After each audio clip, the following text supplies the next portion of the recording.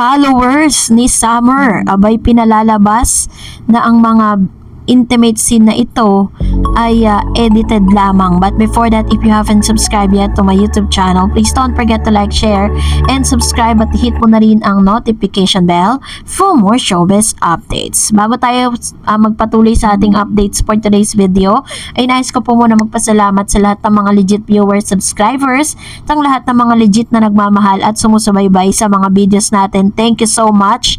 Kasabay ng pagbibigay or pagte-thank you po ng Hungry Pita, no, kung saan ito po isa sa mga pinakabagong endorsement ni Mr. Alden Richards, na nagtatayo din po sila ng kanilang mga stall, no, sa malapit po sa Hello Love Again. Sold out po, ganun po katindi ang support. At the same time ay kinakiligan din ang ilan sa mga photos and banners, yung mga poster and yung malalaking mga litrato ni Alden at ni Catherine Bernardo bilang mga endorser ng bench sa EDSA, na tila baga kala mo daw nagliligawan. Isa pa sa mga good news, 155 million for the Hello Love Again. And naman din po sila ng ilan sa mga broadsheets, articles. Parang wala na po talaga tayong makita at nasakop na tayo ng cut din ang buong kalupaan. Purong sila na lang po talaga yung laman ng mga balita ngayon. Maging sa Free TV, social media platform, grabe po yung hype. Pero, syempre, aside from those positive news, meron din pong mga naglilitawang negative news. Patuloy, kasabay ng paglabas ng ilang mga channels, ng ilang mga platform, na parang nag-iipon-ipon sila para po maglabas ng mga negatibong balita patungkol dito po sa nasabing Hello Love Again. So, ang pinupuntirya nila si Alden Richards, at meron din pong isang platform na parang nag-ipon-ipon sila para puntiryahin naman si Catherine. Sinasabi po nila number 1, sabi po dun sa comment section, na sa tinagal-tagal daw na magkarelasyon si Catherine at si Daniel Padilla, kay Alden Richards lang daw siya papayag na may ganitong mga scene, diba? Meron naman po nagsasabi na ito raw pong mga intimate scene nila ni Mr. Alden Richards and Catherine, lahat daw po yan ay edited lang. Makikita daw sa mga kamay na hindi raw si Catherine Bernardo ang nasa video. Yun po yung mga naglalabasang news. Pero syempre, ako po na nakapanood na ng movie, natatawa na lang po ako dun po sa mga nababasa ko. Kasi kami pong mga nakapanood na, no, makikita po talaga natin na talagang si Miss Catherine Bernardo ay game na game para lang po talaga may offer at maipakita niya na kung gaano po talaga niya parang talagang nag-mature or nag-level up yung kanya pong yung kanyang karakter dito po sa Hello Love Again. Kasabay nga nito ay ito lang po yung point of view ko dun po sa kinakalat ng mga bashers at ng mga demolition job ni Catherine at ni Alden Richards. Sa tingin po ba ninyo papayag po si Alden Richards na magkaroon ng ganitong senaryo na kadouble lang ni Miss Catherine ang gagawa? Syempre hindi, diba? May pangalan si Alden Richards.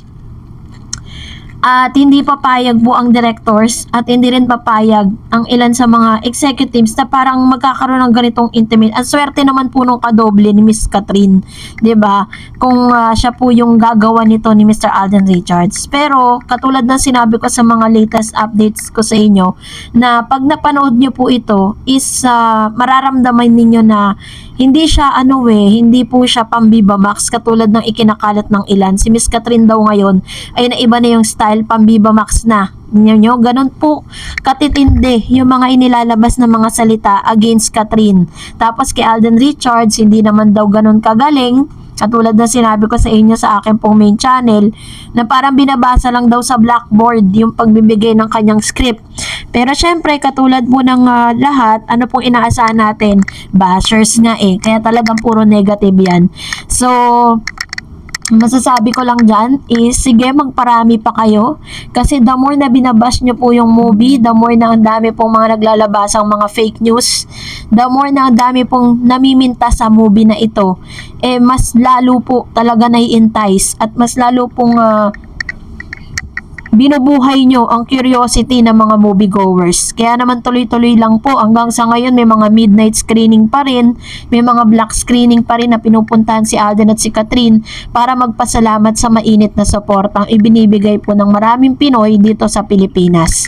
And for now, magbasa tayo ng inyong mga komento. Sabi ni Miss Piggy Yu, Alam mo, Miss Dars, yung mga magnanay na yan, mga user talaga, if ever man na magkatambalan sila uli, hindi ganun kaboom ang movie nila. Si Summer, hindi talaga sisikat ng walang Catherine. Ako, may palagay na yung nanay, mastermind lang yan, mga spoiler.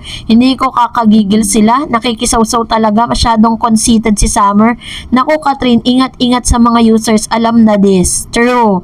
Ayan, so tama po yung sinabi ni Miss. Kasi bakit po maglalabasan yung mga ganitong articles, 'di ba?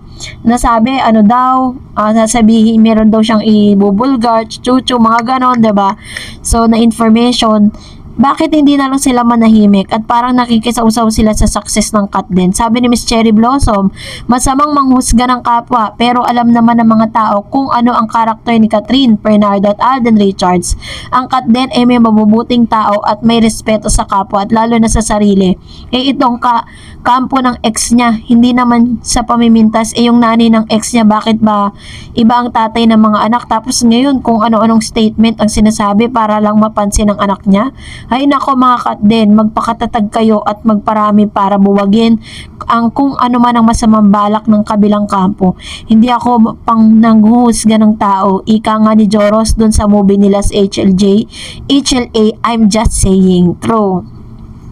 One of the iconic and very trademark ni Mr. Joros talaga dun sa movie na yon. Siya po talaga yung parang light of the party. Siya talaga yung nagbibigay ng saya dun po sa movie na ito. Kaya dapat talaga mapanood ninyo para maintindihan ninyo kung bakit. And halos lahat talaga sila. Ang pinaka maganda ring character doon, si Miss Jenica Garcia. Tingnan nyo po kung paano po siya. Pwede pala siya maging kontrabida. Bida kontrabida, no? Pwede pala siya doon. Sabi ni Miss Sams Nehemiah, bakit kailangan gamitin ang pangalan ni Catherine para i-promote yung movie? So, fantasy world niya, makakasama pa niya. Well, nasa isang network sila kaya nasambit niya yon. Ang tanong, sino ang tunay na nasa isip at puso ni Kat? Pakatandaan, mas malinaw kung mismo kay Kat manggaling yan kaysa kay Daniel. Very true. Pero alam niyo po ba na may nag-comment kasi na-trigger ako. Sabi niya, yung interview daw na yon ni Mr. Daniel, it was, matagal na daw, parang bago pa sila mag-break na noon. Sabi ni Miss Raquel Bersosa, parang lumalabas, sinisira nilang papalabas ng movie ng Kat din. Yung kampo ni Daniel to ha, tapos para sa pag-awayan na rin ng Katniel at Kat din fans. Galing din talaga ng mag-inang Carla at Daniel, no? Pass is pass, mag-move on na kayo ni Carla at Daniel. Gamit na gamit si Catherine sa promo ng teleserye ng anak mo. Kahit ilang spoiler pa ang i-hear nyo, wala makakapigil sa aming manood ng sine. Hello, love again. Ayan. Thank you so much, Ma'am Shirakel. Which is very true. And hindi naman natin pinopoint out na talagang sila may kagagawa niyan. Pero parang kasi sumasabay lang sila sa hype nung success ng Kat din. Kaya parang mapapaisip na lang tayo, 'di ba? Kasi mahirap din naman na sabihin natin sila. And hindi naman, 'di ba? Hindi naman nila ginawa. So tayo po yung tatamaan ng doon. Sabi ni Miss Candy daw, Carla, makareact kayong mag-ina, wagasan ka ba nagsimula? Ikaw DJ, di mo ginagawa sa iba yan habang kayo panikat. And sabi ni Ma'am Sherminia, marami ang manonood pero di mapantayan ng Kat din. Very true.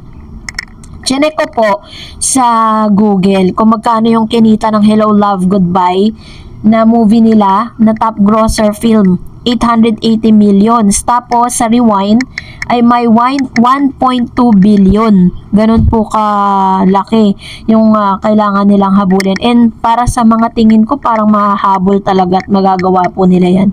And of course, sabi po ni Ma'am Nancy Gatchalian, sinadya lang talaga nila yan para mapag-usapan sila. Tinaon talaga sa movie ng Kat din. Sino ngayon ang nanggamit kay Kat? Di ba lumabas din kung sino talaga para lang makuha ang atensyon ng fans ni Kat? Mali kasi yan. Obvious naman na mag-flop ang movie niya dahil wala na sikat sa kanya. Actually, wala po siyang movie. Meron po siya teleseryeng Incognito. According pa sa mga articles, hindi pa si Mr. Daniel Padilla ang bida. Ang pinaka talagang main character, si Mr. Richard Gutierrez. Sabi ni Miss Olivia, sorry, kahit gumawa kayo ng muli ni Kat, hindi mo kayang pantayan ng kita na kasama si Alden, no? Move on ka na. Halimbawa, kung may anak na kayo, anong masama? Bakit? Bawal na bang may anak magmahal muli? Inggitero ka. Kalalaki mong tao, lolokohin mo yung tao. Ikaw pa ang may ganang magalit? Magbago ka, baka sumikat ka uli. Kaya may kasabihan ng taong mataas, ibinababa ng Diyos. Tama naman po yung inyong sinabi kasi biblical yan. Pero yung sinasabing may anak po sila, may anak si Miss Catherine at Daniel, fake news yon. Wag po kayo maniwala doon. Wala pong ganun pangyayari sa kanilang dalawa. And sabi ni Miss Conchita, walang pipigil sa solid cut din. O ulit-ulitin naming panoorin sa movie houses. Tulong-tulong nating i-report yung spoiler ng movie. Burado na ang cut Niels. True. Sabi ni Ma'am si Teresita, me, I'm not happy to see DJ with cut. Love cut din. And parang hindi rin talaga ako maniniwala na magkaka-movie sila eh.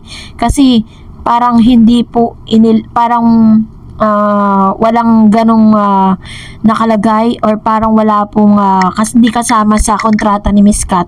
'Di ba? Na talagang na talaga solo era talaga sila. Ha? Sabi ng Ma'am si Bergie, "Hi Ma'am Dars, thanks again for Kat din updates. God bless you more Ma'am Dars. But anyway, thanks God for a very successful at movie ng Kat din. Grabe. 85 million in first day. This is first history again." Ayaw nga, yan ang sabi nila Ma'am Dars. Ang galing daw ni Miss Kat at talagang nag-mature nga daw. So Ma'am Dars, di hamak na malaking first day gross ng HLA kaysa sa movie ng Julia and Joshua. Ay, totoo ko nga Ma'am Dars, hindi niya matanggap ang kasikatan ng Kat din, especially kay Miss Catherine. Ayaw niyang matanggap. Actually po, yung kay Miss Julia at saka kay Joshua, yung movie nilang Unhappy for You, kino-compare pa rin dito po sa movie ng Kat din. Sabi ng mga bashers, mas maganda pa rin daw yung Unhappy for You kaysa dito sa movie ni Catherine at ni Alden. Mga bashers kasi. And sabi pa dyan, especially kay Miss Kat, ayaw niya matanggap itong Daniel cheater. Grabe itong Daniel, talagang gagamitin niya si Miss Kat para sisikat siya. Anyway, congratulations Kat din. Sabi ni Ma'am si Maricel, hindi na nga nagsasalita si Kat. Bakit sila? True.